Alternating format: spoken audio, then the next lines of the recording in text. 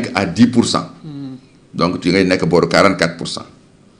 44% yi boo supposé que xëy na sax 24 à 25% yi même 30% yi. Pastef moo ko yóbbu gis nga yaa ngi dellu ci tiers bi. 14% yi ou 15% yi xëy na mooy pour Diomaye.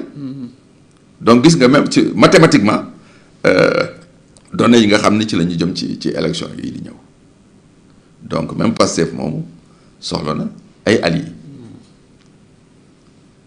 kon nag lii mooy configuration réew mi. Pastef moom itam mi ngi jàkkaarloog une vague de démission de défection. mooy décote boobu ma lay wax. waaw gis nga décote boobu. il faut nga def ko au moins de 10%. aussi bien pour Diomaye que pour. surtout pour Pastef surtout pour Sonko parce que les génn ci score bi Diomaye amoon li ci ëpp ci Pastef lay génn. parce que Diomaye ci Pastef la génne. waaw Sonko sax la ñuy. plus ñi ñëw kii daanaka moom Pastef ak APR. avec maire yi ñoo gën a presque souffrir ci création parti Diomaye bi. ok parce que maire yooyu ñi ci ëpp APR lañ nekkoon. cadres yi ak yenn responsable jeunes yi ak yooyu femmes yeeg yooyu jóge Pastef ci Diomaye lañ dem. kon nag dañuy dem vers loo xam ne lu xaw compliqué donc est-ce que diggante boobu Diomaye mën na fa taxal parti mën na fa tisser ay coalition et cetera mën na fa aussi xaw améliorer situation socio-économique bi bu am accord ak FMI ak yu mel noonu xam nga loolu yëpp ay points d'interrogation yu bare. mais am libéraux yi ak waa APR du jafe ci moom surtout après hommage bi mu rendre président Wade mun nañu ne su bëggee foofu alliance du jafe surtout que aussi daje na ak Karim Wade Macky Sall itam recevoir na ko barki démb sargal ko accordé ko le soutien du Sénégal ci candidature am au secrétariat général de l'ONU mun nañu ne il a un peu anticipé le scénario de mars 2027. ah waaw yooyu mën na nekk ay yaakaar rek ay yaakaar la rek mais xam nga politique moom du biir day jékki-jékki rek wasin waaw. te ñooñu aussi ay vieux parti lañu parti yu am implantation lañu. xam nga parti bu mel ne APR boo bëggee tey jii nii da ngay def alliance ak moom déjà boo waree dem élection bu ngeen waree demandoo élection locale da ngay am problème parce que responsable yi kenn bëgg wàcc sa poste. investiture député yi c'est la même chose. damay wàcc partisan Diomaye bi mu dem à la place de man mi APR problème day am. Macky réussiroon na ko avec Benno Bokk Yaakaar.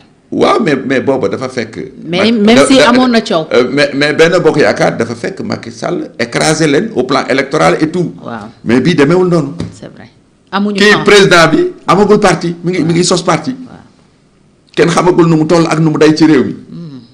entité bi gën am solo ba mu bokkoon la ca ëpp Sonko yóbbu na ko. donc bokkul donc imbroglio la bu doy waar sur le plan politique.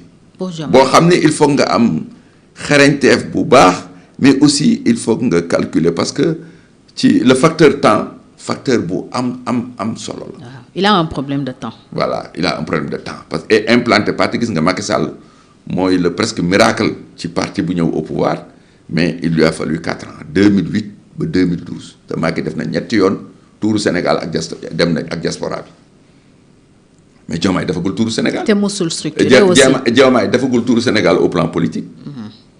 defagul ko sax benn yoon. oui diaspora bi même chose est-ce que tey jii contraintes yi mu am ci jafe-jafe yi Sénégal nekk gérer état bi gérer CEDEAO gérer yooyu ak yooyu Diomaye dana ko mën te personnalité ak portée Diomaye c'est pas la même chose que Mimi Touré ak yooyu non ñooñu ay jawriñam la ñu.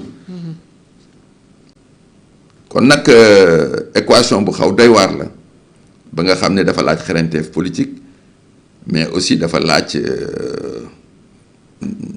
justesse ci choix yi ngay def parce que moindre choix boo defal nak mën nga jàll à côté. probabilité yi donc daal Sénégal dafa mel na carte boobu nga xam ni dañ ko rebattre. dañu rebattre carte bi sur le plan politique. alors probabilité pour mu am majorité foo koy natt.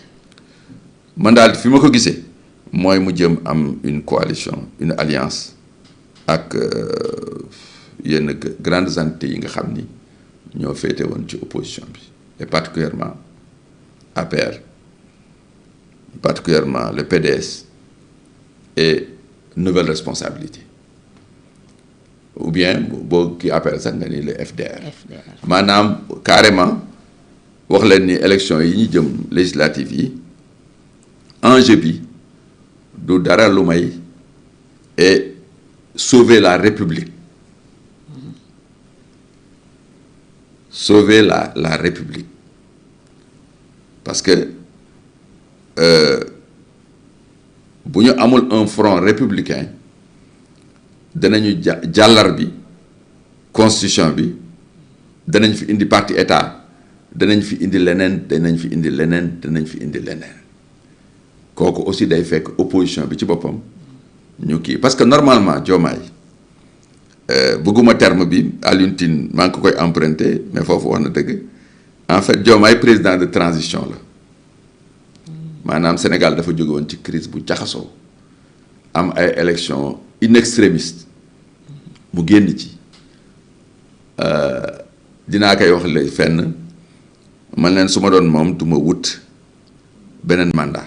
Diomaye waaw soo situation na mais Ousmane Sonko mayu ko temps mu def loolu. def na ko pression obligé na ko harcelé na ko ba finalement dafa mujj fépp jël mesures yi mu jël te mesures yooyu aussi bu ko jëlee et en politique nag bu ngeen di ñafe su ma dundee nga dee soo deewee ma dund. foofu la toll tey jii ak Ousmane Sonko donc création parti bi ak même envisager un deuxième mandat Diomaye amuloon choix bi. ok ndax waaw foofu nag la pour man bu Ousmane Sonko amee fenn fu mu xawee cuune foofu la. kon su xaaroon Diomaye day fegal jox ko. waxuma la fegal sax mais da ngay créer conditions yoo xam ne noo mënti def day ñëw ci yow. day ñëw ok waaw mais ni mu fexee ba tas affaire bi tas Diomaye dem fee mu dem fee. ñoom ñaar def leen affaiblir mais ki mu gën affaiblir mooy Ousmane Sonko parce que Diomaye amatul moom leneen lu muy wut bon bu defee benn mandat dem. aussi def na mandat il ne perd rien quoi. déedéet au contraire c'est tout bénéfice pour lui ancien président de la République mais ça ne court pas les rues.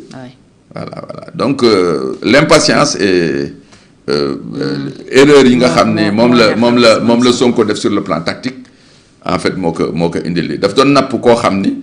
finalement kooku yeeru na ko ba waxtu wa jot mu dóor ko dóor boo xam ne fi mu nekk à la limite le Pastef est relativement groggy. Pastef fi mu nekk à part jaay carte amul beneen horizon ban moo doon wala programme le Pastef à part dañuy jaar carte 1 million de militants nangam ak nangam élection yi di ñëw et cetera te élection yi sax wóoru leen et il n'est même pas sûr que député yi nekk ci Pastef tey jii dissolution bi dañ leen arrangé. ak est-ce que itam sax Diomaye du jël foofu lu bëri parce qu'on parle de une cinquantaine de députés yoo xam ne tey serait avec Diomaye yooyu yëpp ci est-ce que d'ailleurs dissolution bi sax du une menace bu Diomaye brandir pour les députés pour un peu jax parce que ñu ngi naan saisir na conseil constitutionnel mais boobu ba léegi kenn déggul dara ci conseil constitutionnel est-ce que loolu am na est-ce que du fekk saisir na conseil constitutionnel pour l'affaire du couplage élection territoriale ak élection législative. genre ballon de sonde quoi. après pour natt député yi. exactement waaw. puisque limogé premier ministre bi ak yenn DG PCA yi may kii ak yooyu bon ñooñu moom déjà ñu ngi commencé ñu ci bare ku ci négocier wul ci kanam ci kaw yaa ngi koy def ci suuf. et ralliement yi dafay gën a yokk. waaw kon nag Sénégal daal mi ngi ci. guddi gu bëccëgagul waaw ci wàllu institution ci wàllu politique te bi ci gën am solo tey jii bu doon priorité ci wàllu élection defe naa élection wu député yi la